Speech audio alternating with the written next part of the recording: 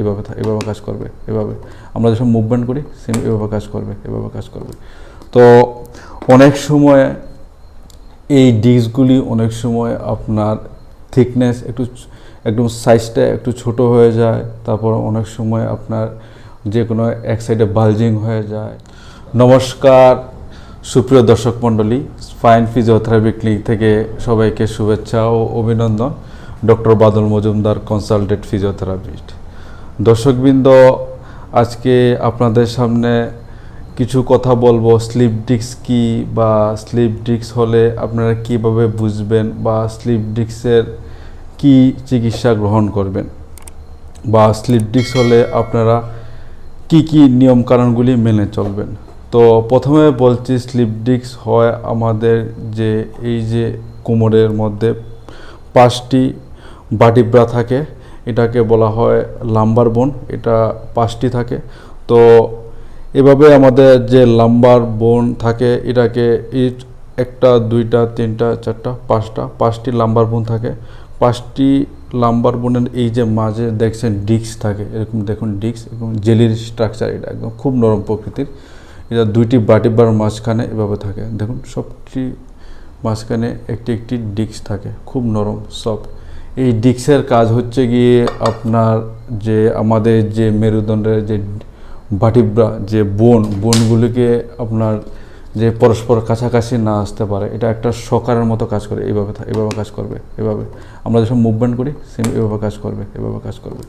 তো অনেক সময় এই ডিস্কগুলি অনেক সময় আপনার থিকনেস একদম সাইজটা একটু ছোট হয়ে যায়, তারপর অনেক সময় আপনার যে কোনো এক সাইডে বালজিং হয়ে যায়, তারপর অনেক সময় হতে পারে আপনার ডিস্কটা ফেটে ওই ডিস্কের মাঝখানে যে জেলি থাকে, এই জেলিগুলি সব বের হয়ে যায়, তারপরে একদম বোন টু বোন এভাবে কাছাকাছি আসে।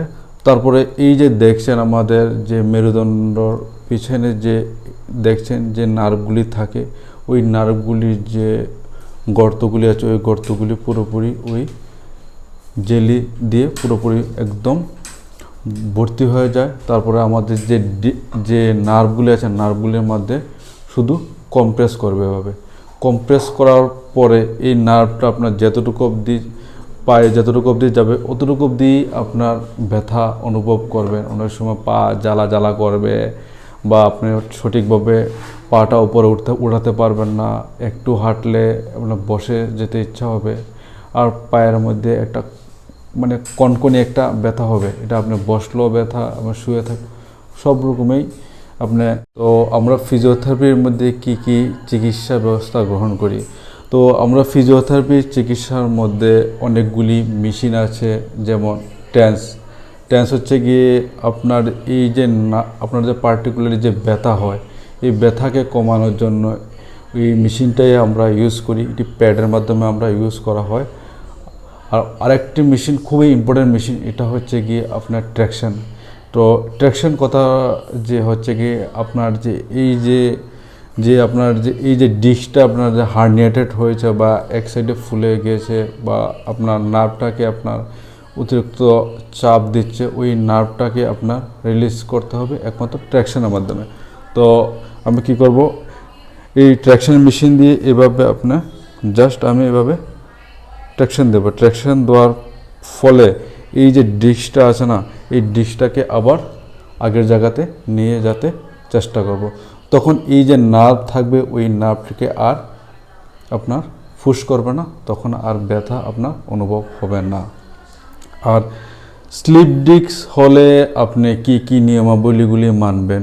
স্লিপ ডিস্ক হলে আপনি সবসময় মনে রাখবেন যে আপনি কোনো ভারী জিনিস আগলে দেবেন না, যে আপনি ঝুঁকে কোনো কিছু ভারী জিনিস, এইসব জিনিস আপনি একদম করবেন না।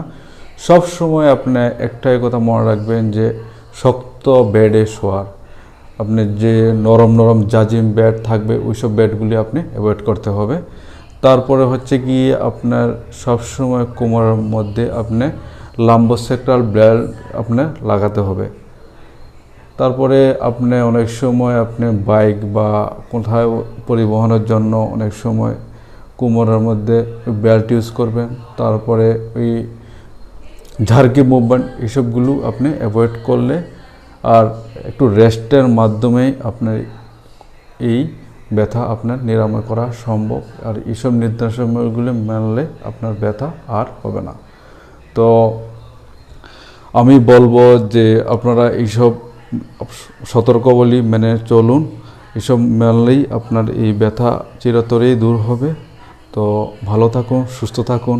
আর আমার এই ভিডিওটা ভালো লাগলে আপনারা সাবস্ক্রাইব করুন আর শেয়ার করে দিন। আপনারা পরিবারের কেউ হয়তো হলে এই ভিডিও দেখে ওরা উপকৃত হবে। নমস্কার, ধন্যবাদ।